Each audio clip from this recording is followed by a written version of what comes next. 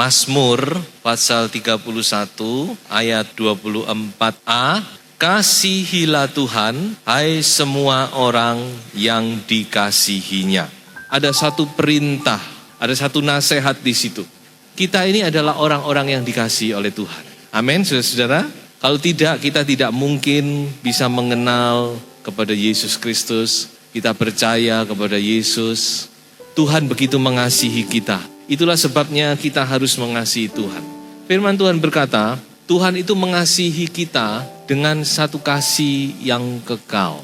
Yeremia 31 ayat 3. Aku mengasihi engkau dengan kasih yang kekal. Di dunia ini kita juga mengenal kasih. Dan saya rasa kasih yang terbesar itu kasih orang tua terhadap anak. Teristimewa kasih ibu kepada anak-anaknya. Tuhan Yesus juga berkata, ada orang yang begitu mengasihi orang lain sehingga dia rela mengorbankan nyawanya. Ada kasih-kasih yang luar biasa di dunia ini. Tapi saya percaya tidak ada kasih yang melebihi kasih Allah kepada kita, saudara. Karena yang jelas kasih Allah kepada kita itu adalah kasih yang kekal. Kasih itu sampai kepada kesudahannya, kata Yohanes.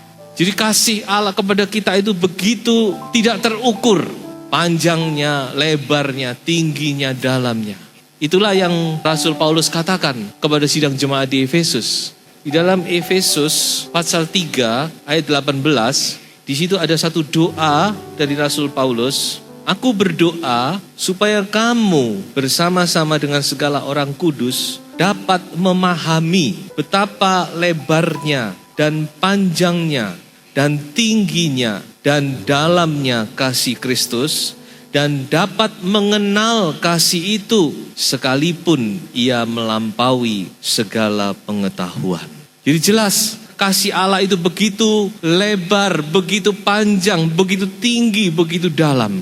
Pemazmur berkata, kasih setiamu itu sampai ke langit, sampai ke awan-awan. Ya, saya rasa lebih dari itu, saudara-saudara. Jadi saudara-saudara, kasih Allah itu tidak perlu kita ragukan. Tuhan begitu mengasihi kita, sehingga dikatakan dia rela mengorbankan anaknya yang tunggal. Dan Yesus sebagai putra Allah, dia rela mengorbankan dirinya untuk saudara dan saya. Kasih yang begitu luar biasa. Tapi bagaimana kita yang sudah menerima kasih itu? Nah, itulah sebabnya pemazmur berkata, mari kita mengasihi Tuhan. Orang-orang yang dikasihi. Ya, kita adalah orang-orang yang dikasihi oleh Tuhan, saudara. Kita harus sadar hari ini. Kita dipilih, kita dikasihi oleh Tuhan. Oleh kasih-Nya, oleh kemurahan-Nya kita ada sebagaimana kita ada. Dan biarlah kita mau mengasihi Tuhan. Nah, sekarang kita mau renungkan sejenak. Apa yang pemazmur mau dengan ayat ini? Ayat ini berkata, kasihilah Tuhan, hai orang-orang yang dikasihinya.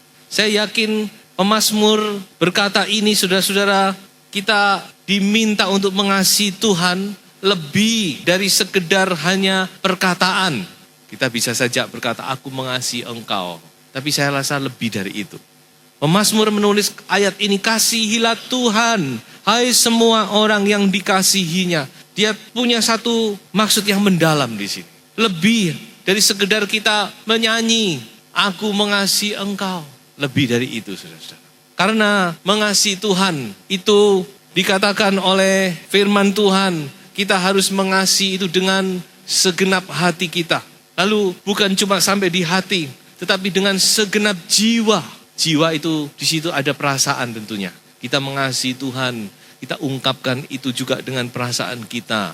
Tapi ingat, di dalam jiwa itu juga ada satu kemauan, ada satu kehendak.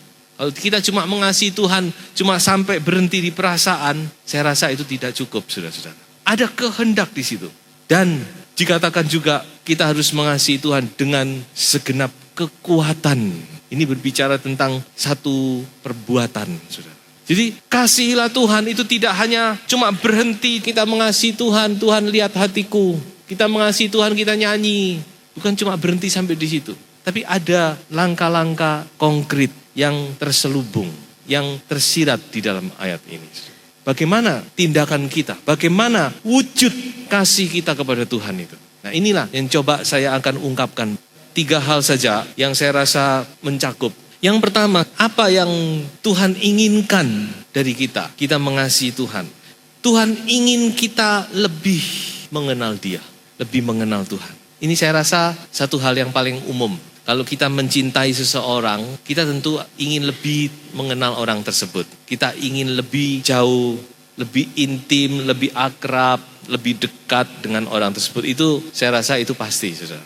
Ingat waktu masih pacaran, orang kalau mencintai itu ada satu hal yang nyata, bukan? Kita ingin dekat. Nah ini, bagaimana sekarang kita dengan Tuhan? Kasihilah Tuhan.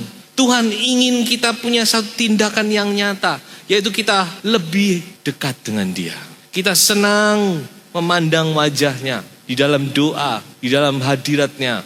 Kita menikmati wajah Tuhan.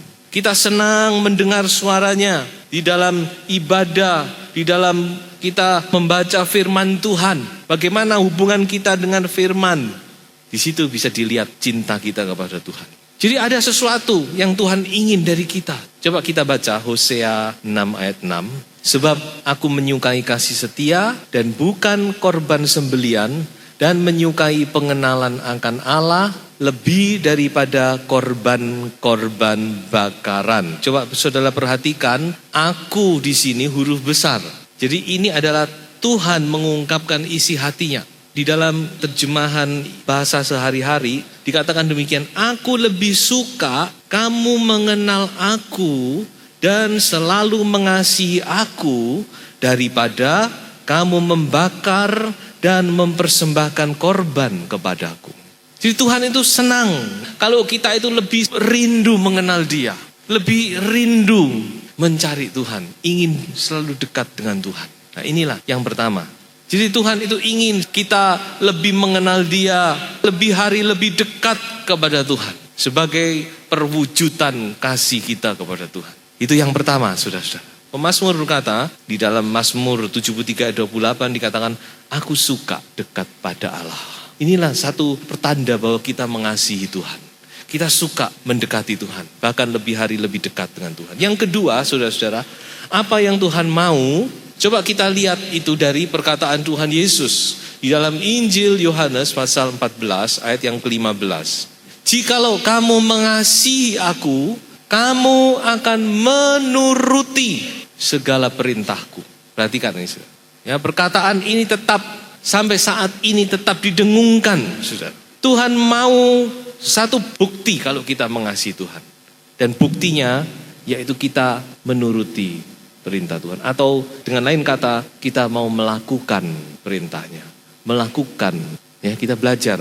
Kalau saudara mau tahu kehendak Tuhan, ya saudara harus kembali kepada firman Tuhan. Dalam firman Tuhan ini penuh dengan kehendak Tuhan.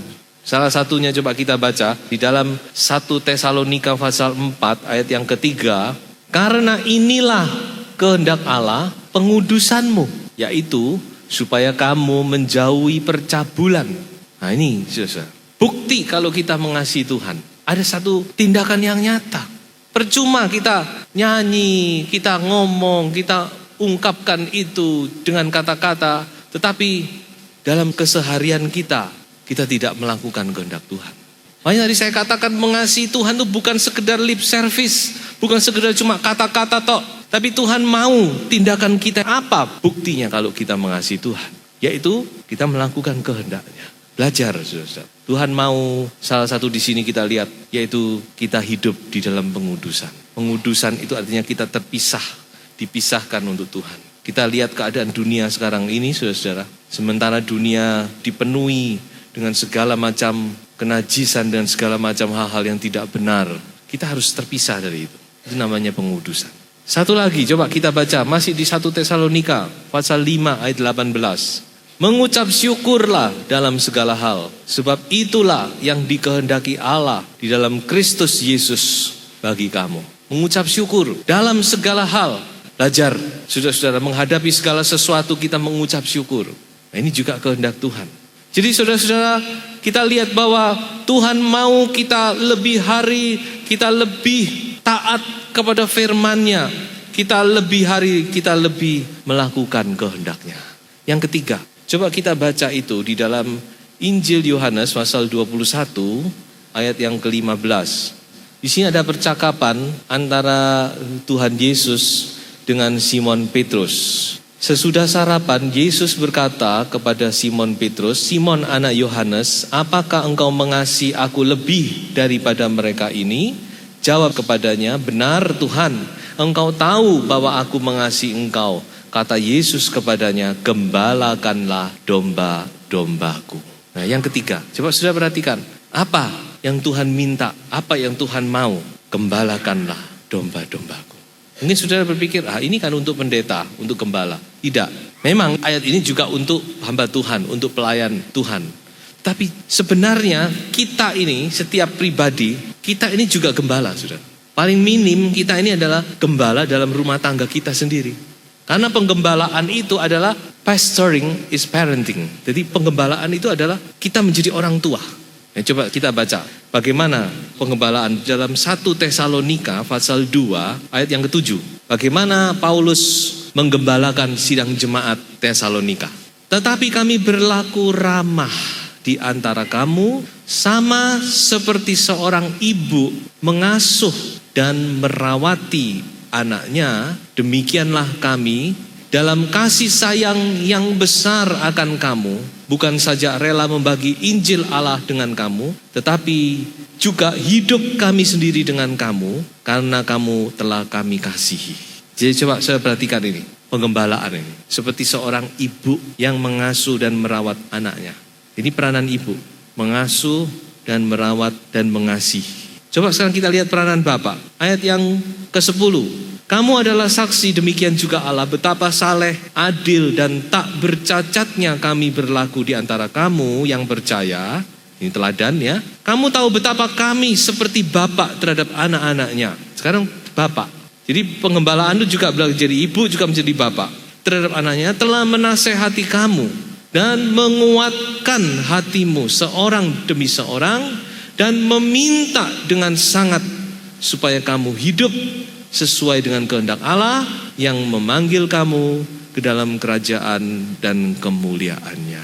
Jadi saudara, inilah penggembalaan. Kalau sekarang kita balik, berarti saudara sebagai ibu, sebagai bapak, saudara juga melakukan tugas penggembalaan di dalam rumah saudara masing-masing. Terlebih kalau kita melayani Tuhan tentunya. Tuhan Yesus berkata, "Kalau engkau mengasihi aku, gembalakan domba-dombaku." Ada domba-domba Tuhan yang harus kita pelihara, saudara. Dalam setiap rumah tangga kita, anak-anak kita, anak istri kita, itu juga adalah penggembalaan kita. Gembalakan itu dengan baik. Itulah salah satu bukti kalau kita mengasihi Tuhan, saudara. Jadi mengasihi Tuhan ini bukan cuma kepada Tuhan, tetapi juga kepada yang ada di sekitar kita. Bagaimana kita melakukan tugas kita, menggembalakan domba-dombanya Tuhan, melayani Tuhan. Itulah satu bukti kalau kita mengasihi Tuhan. Jadi saya lihat 3 hal ini. Kasihilah Tuhan, hai orang-orang yang dikasihi. Bagaimana kita mengasihi Tuhan? Pertama, kita lebih dekat dengan Tuhan. Kedua, kita lebih taat kepada Tuhan. Ketiga, kita melayani Tuhan. Menggembalakan, menjadi gembala yang baik di dalam setiap rumah tangga kita masing-masing. Melakukan tugas-tugas kita dengan baik. Apakah kita seorang ayah, apakah kita seorang ibu. Itu sebagai bukti kalau kita mengasihi Tuhan. Saya akan berikan beberapa contoh dari Alkitab. Yang pertama, saya ambil dulu contoh yang negatif dulu. Nanti kita baru yang ke positif. Kita lihat di dalam 2 Timotius pasal 4 ayat yang ke-10. Ada beberapa tokoh yang perlu kita jadikan cermin, perlu juga kita teladani. Di dalam 2 Timotius pasal 4 ayat yang ke-10, di sini ada satu perkataan Paulus yang memprihatinkan, saudara-saudara. "Karena Demas telah mencintai dunia ini dan meninggalkan aku." Demas ini teman sekerja dari Rasul Paulus, saudara. Di dalam Kolose dia disebut, di dalam Filemon dia juga disebut sebagai teman sekerja. Ikut andil di dalam pekerjaan pengabaran Injil. Dia mengasihi Tuhan waktu itu. Tetapi di dalam 2 Timotius, kita tahu surat 2 Timotius ini adalah surat Paulus yang terakhir. Pesan-pesan terakhir sebelum dia dipancung kepalanya. Dia berkata, "Karena Demas telah mengasihi dunia dan meninggalkan aku." Hati-hati kita ya saudara. Dunia ini bisa membuat hati kita terpaut dan kita meninggalkan Tuhan. Ini satu contoh yang negatif. Demas, dia mencintai dunia. Dia lebih mengasihi dunia daripada Tuhan. Dia tinggalkan Tuhan, dia tinggalkan pekerjaan Tuhan, dia tinggalkan Tuhan yang begitu mengasihi dia. Tapi coba kita sekarang lihat dua pribadi yang luar biasa. Kita baca di dalam Kolose pasal 4 ayat 12 dan ayat yang ke-13. Salam dari Epafras kepada kamu, ia seorang dari antaramu, hamba Kristus Yesus, yang selalu bergumul dalam doanya untuk kamu, supaya kamu berdiri teguh sebagai orang-orang yang dewasa dan yang berkeyakinan penuh dengan segala hal yang dikehendaki Allah. Ayat 13, sebab aku dapat memberi kesaksian tentang dia, bahwa ia sangat bersusah payah untuk kamu dan untuk mereka yang di Laodikia dan Hierapolis. Epafras, dia mengasihi Tuhan dan dia bergumul untuk pekerjaan Tuhan di Kolose. Ini sebagai contoh yang positif. Satu contoh lagi di Filipi pasal 2 ayat 25. Sementara itu kuanggap perlu mengirimkan Epafroditus kepadamu, yaitu saudaraku dan teman sekerja serta teman seperjuanganku yang kamu utus untuk melayani aku dalam keperluanku. Ayat 30 loncat. Sebab oleh karena pekerjaan Kristus ia nyaris mati dan ia mempertaruhkan jiwanya untuk memenuhi apa yang masih kurang dalam pelayananmu kepadaku. Epafroditus berjuang untuk pekerjaan Tuhan di Filipi. Jadi saya lihat dalam setiap sidang jemaat Tuhan sudah menaruh orang-orangnya di situ, yang bahkan rela kalau perlu nyawanya dikorbankan. Tanpa itu saudara-saudara, jemaat tidak akan berkembang, tidak akan maju. Epafroditus ini yang perlu kita tiru. Bagaimana mereka mengasihi Tuhan dengan segenap hati, dengan segenap jiwa, dengan segenap kekuatan. Inilah saudara-saudara orang-orang yang mengasihi Tuhan.